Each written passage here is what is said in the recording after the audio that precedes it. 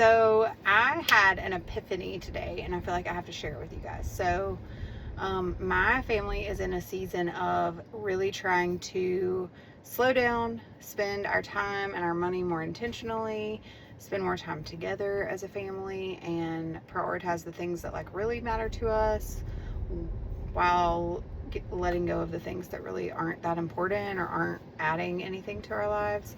So in that, we're really trying to slow down, and it's causing me to think through a lot of things that I've always done. And today is the perfect example. So we have a busy evening with the kids' end of the year activities and stuff today, and really this whole week. So today I'm trying to run around and get all this stuff done. And as I'm driving from store to store, going to return things that I bought, I just had this thought, and I'm like, so I spent money that I really didn't need to spend on something that I really didn't like or want. And now, on top of that, I'm driving around spending precious time returning these things. And that's just the craziest thing. And like, it's so normal. Like, everybody does that. You know, you order stuff from Amazon and it's like, oh, if I don't like it, I'll just return it.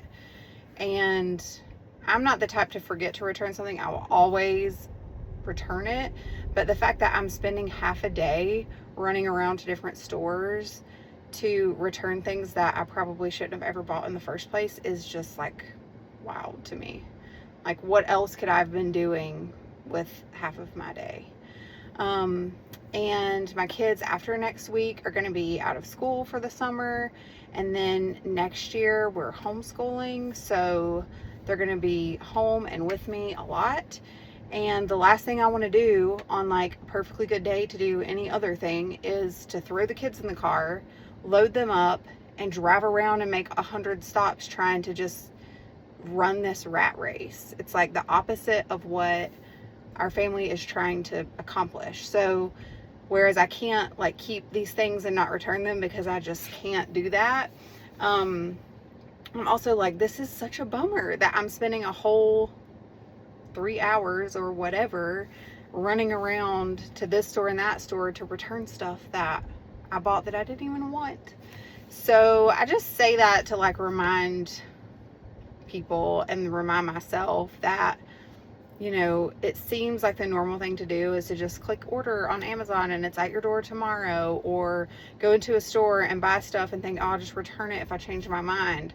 But in turn, not only could you be wasting money if you end up actually not returning this stuff, or just buying something that you like a little bit but you don't really need or you don't love, on top of that, you're wasting precious time. Like, I could have done so many things this morning. I could have read the book that I'm in the middle of. I could have spent more time doing my Bible study this morning. I could have cleaned a bathroom, which could always, you know, stand to be done. So I just wanted to like bring this up and see if other people feel the same way, if you're just tired of running the rat race of modern life.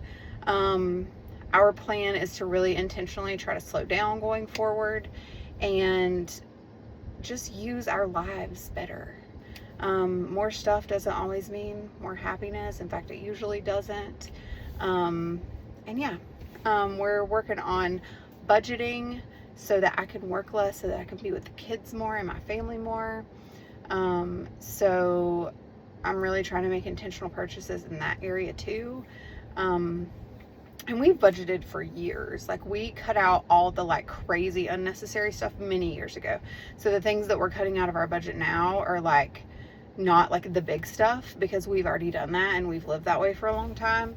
But there's still stuff that we spend money on, like, that's just crazy.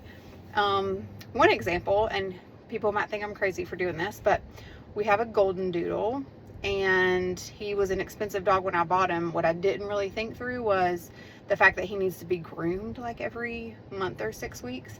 So he's 4, and we have had him groomed professionally his whole life, and that is not cheap.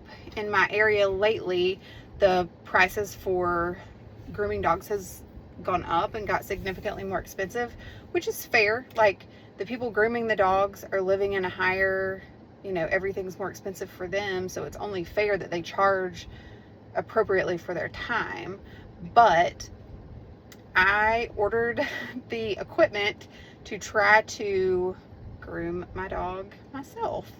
And the thought I had was, you know, I spent like probably a little actually less than what it cost to get him groomed on this starting equipment.